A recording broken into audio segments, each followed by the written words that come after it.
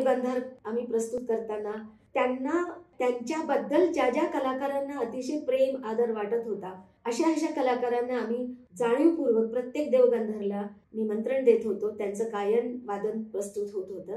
जसं पहिल्या देवगंधर्वच्या वेळेला माझे बालमित्र पंडित विश्वमोहन भट जे दादांना गुरुस्थानी मानायचे, त्यांचं मोहनवीणा वादन फार सुंदर झालं. दुसऱ्या वर्षी दादांना अत्यंत मान देणारे आदर देणारे पंडित उमाकांत गुंडेच्या आणि रमाकांत गुंडेच्या हे ध्रुपद गायक दुसऱ्या वर्षी आले. त्याच्या पुढे आम्ही बनारसला असताना डॉक्टर एन राजम व्हायोलिन वादिका त्यांच्याशी आमचं खूप सुंदर सांगीतिक नातं होतं. तर त्यांना दादांविषयी अतिशय प्रेम वाटायचं म्हणून त्यांना आम्ही बोलवलं. त्यांचं व्हायोलिन वादन सादर झालं. त्या दादांच्या जन्मशताब्दीच्या निमित्ताने दादा 1917 साली जन्मले, तर 2017 साली आम्ही त्यांची जन्मशताब्दी मोठ्या उत्साहात साजरी केली.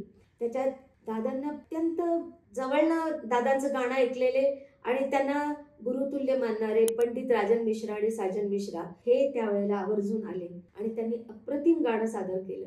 असे खूप कलाकार, पंडित अरविंद थत्ते हे संवादिनी वादक, ते सांगतात की त्यांना दादांनी अनेक अशा गोष्टी एकल संवादिनी वादनामध्ये सांगितल्या, त्याचा उपयोग त्यांना पुढच्या वादनात झाला. ते 1 वर्षी आले होते.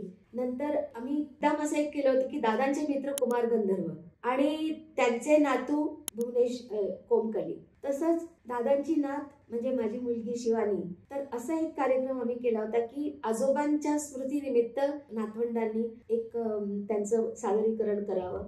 तर तेही खूप सुंदर झालं.